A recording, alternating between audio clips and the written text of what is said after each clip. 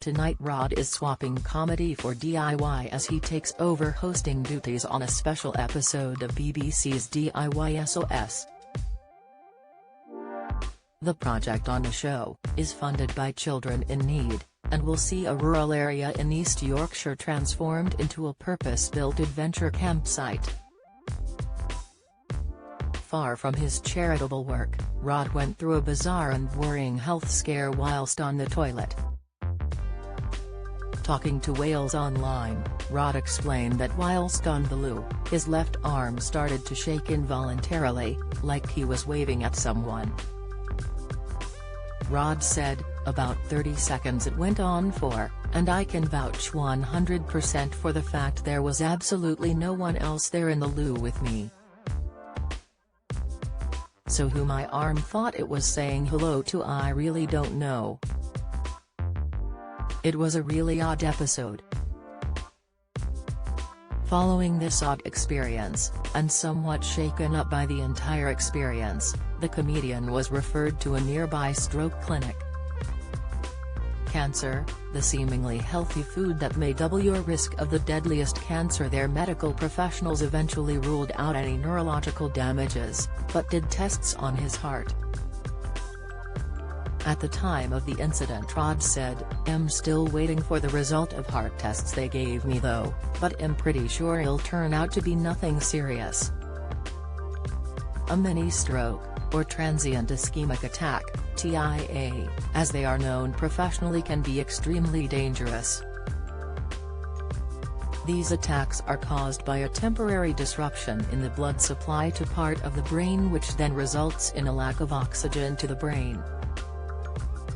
Moderna vaccine side effects: EMA assessing reports of a new serious complication, Insight Prince Charles Health, Royals embarrassing chronic condition, signs to spot, latest Pfizer booster vaccine, the severe side effect that may follow the third jab, tips. The NHS explains that this lack of oxygen can cause sudden symptoms that are similar to a stroke, such as speech and visual disturbance and numbness or weakness in the face, arms and legs.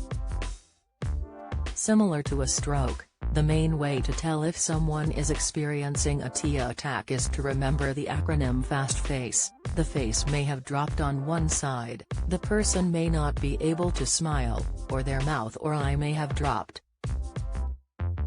Arms: the person may not be able to lift both arms and keep them raised because of weakness or numbness in one arm.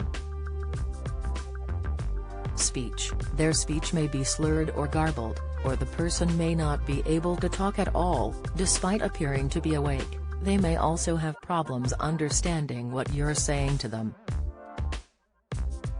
Time: it's time to call 999 immediately if you see any of these signs or symptoms.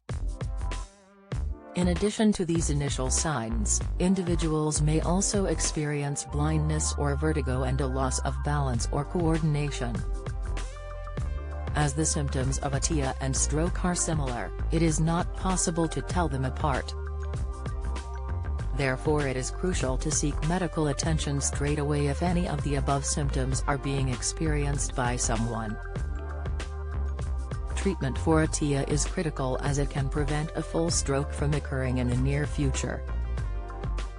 Yet treatment will depend on your individual circumstances like age and medical history. Treatments vary from medication to surgery for a more severely narrowed neck artery.